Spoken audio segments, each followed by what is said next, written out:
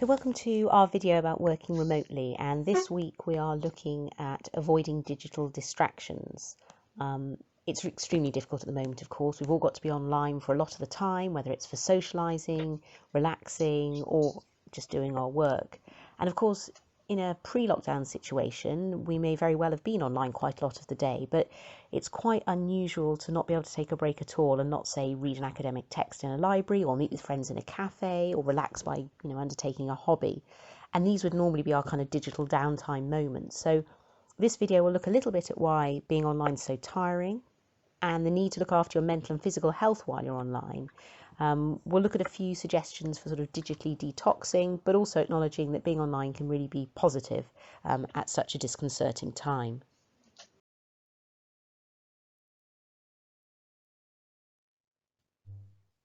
So this is what I'd really like to start with, actually, this kind of idea that being online is really positive. I think a lot of what we want from online is what we want from our face-to-face world. We want to show that we care about people, we want to connect with people and to participate in activities and online discussions.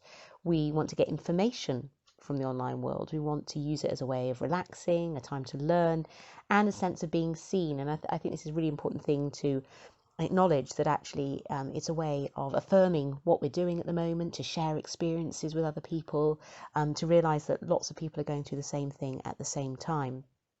So it's not necessarily that we're addicted to our phone or our technology, but what we are addicted to is being social and interacting with people and needing to know what's going on. So definitely there are ways of using digital media and of using technologies that can mean it's a really positive thing.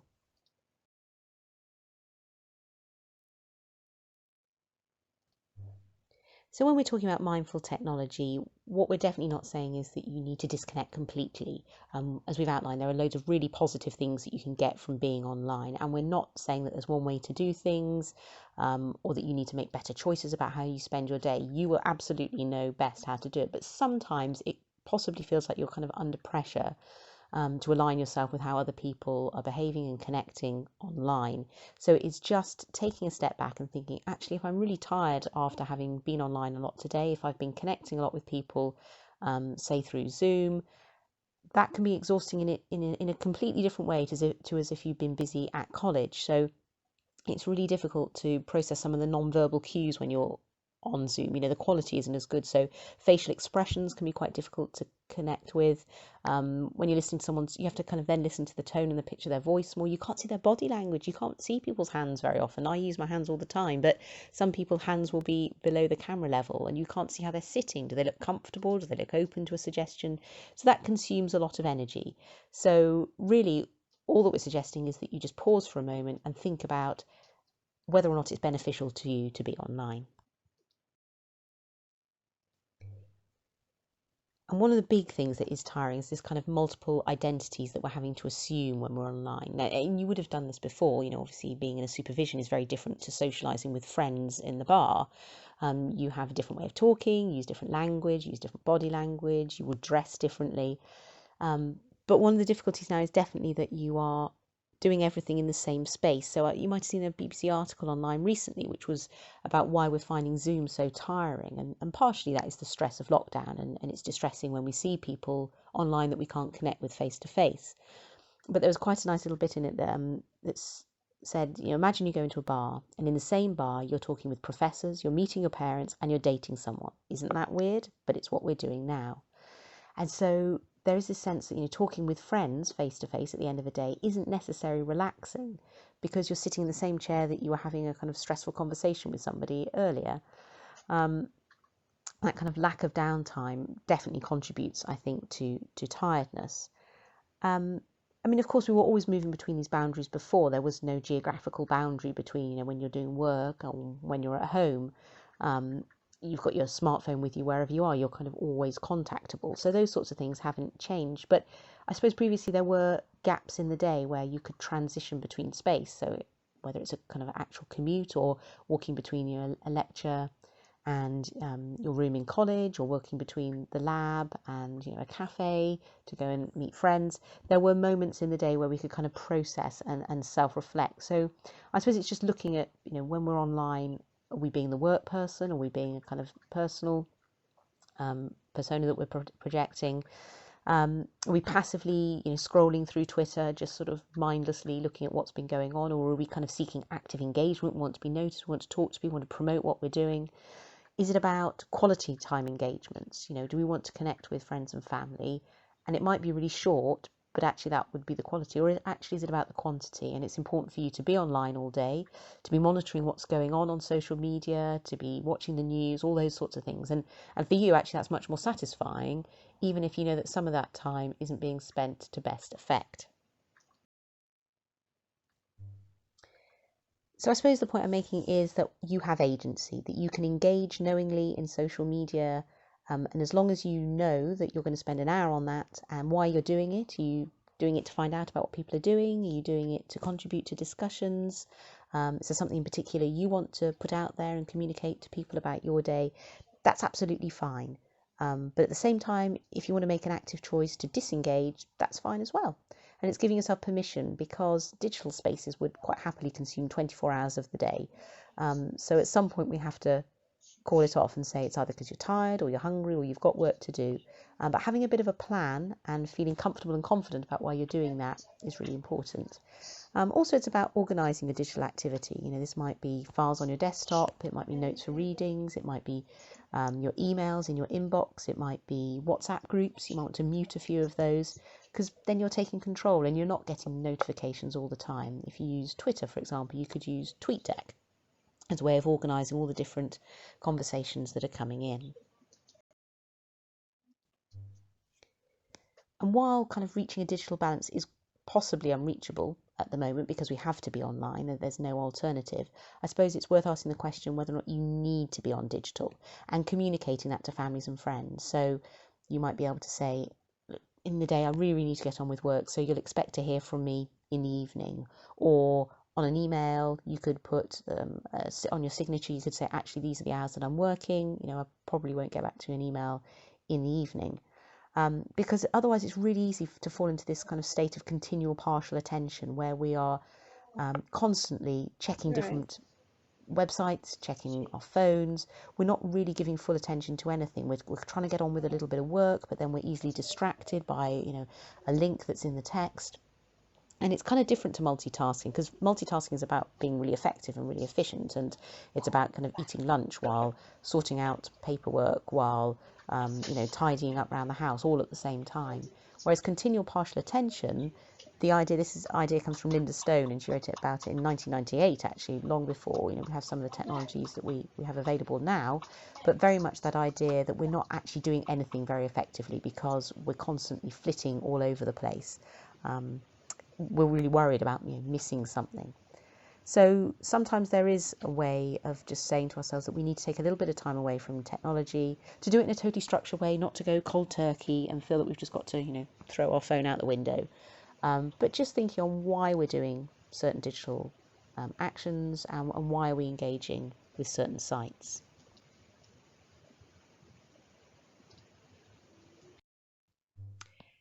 So we've already talked about a few different ways of turning off, but I thought I'd kind of bring them together on this screen here. So there's a few tips and a few tools. The first tip is just to give yourself permission to work away from the screen.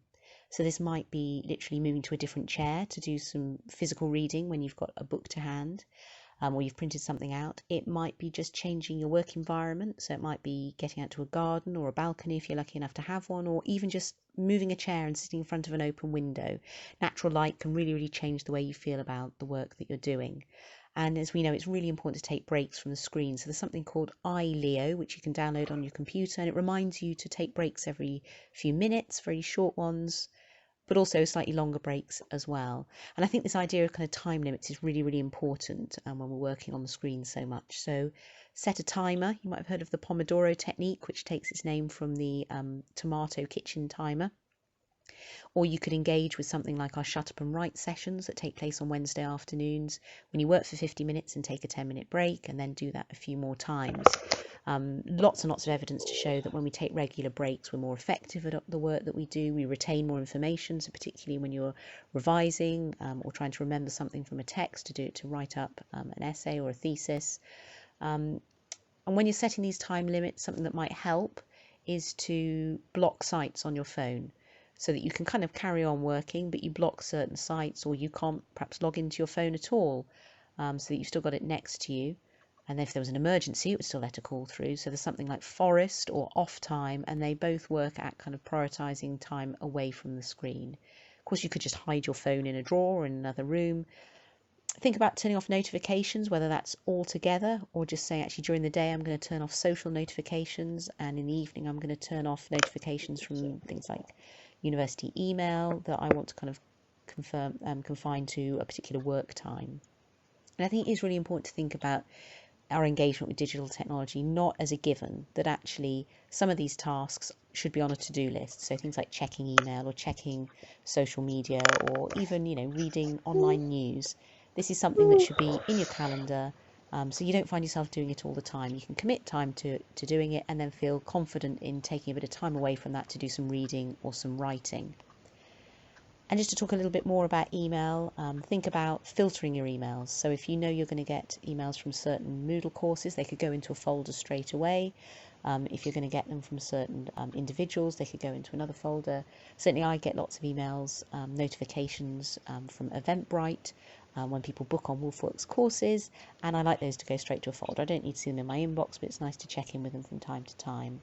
Also, of course, that you can unsubscribe from emails. If you're getting a lot of emails that you find you're constantly deleting, just take a moment to unsubscribe, and it'll save you a lot of energy and angst in cleaning up your inbox. And then finally, when you're searching the internet, think about decluttering web pages. So things like Safari and Firefox, you can have a browser reader view, and this just takes away that kind of busyness around the sides, so you're not tempted to click on links. Or if you are reading a journal article, why not have some sort of bookmarks folder. I use Pocket, you might have come across that, and then you can save all these links for later, and then that can be sort of in the downtime. You can flick through those in a different context, but it stops you taking your attention away from the most important thing that you're doing right now, whether that's work or socializing.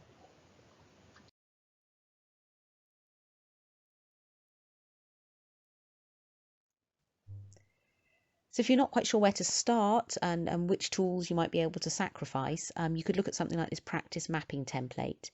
And this was some research that was done a couple of years ago, looking at what online spaces mean to people. How do they feel about them?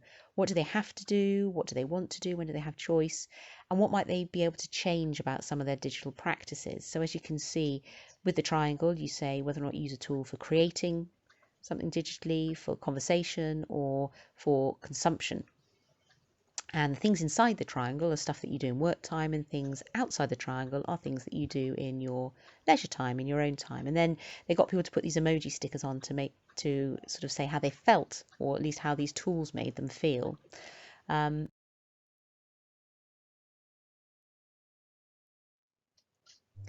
here is the blank template without all the annotations. So this is something you could do at home. You could draw a quick diagram like this, or we've got a sheet that you can download from the WolfWorks webpage. List your tools and practices, draw the emojis, and if something makes you feel kind of frustrated and cross when you've been, on Twitter reading things, that might be a moment for you to actively and knowingly disengage from that particular tool, or to say, I'm only going to engage with it at this particular time, because there's no way I can kind of then work creatively afterwards. I get all het up about it. I'll have to go on and just do a very procedural task after I've read that, or it's something I do at the end of the day. But just kind of, again, this kind of to-do list, slotting in digital technologies into your daily routine. So thank you very much for listening. If you've got any particular questions, then please do make sure that you get back in touch with us. You can either do that with my email, academicskills@wolfson.cam.ac.uk, or you can contact me on Teams.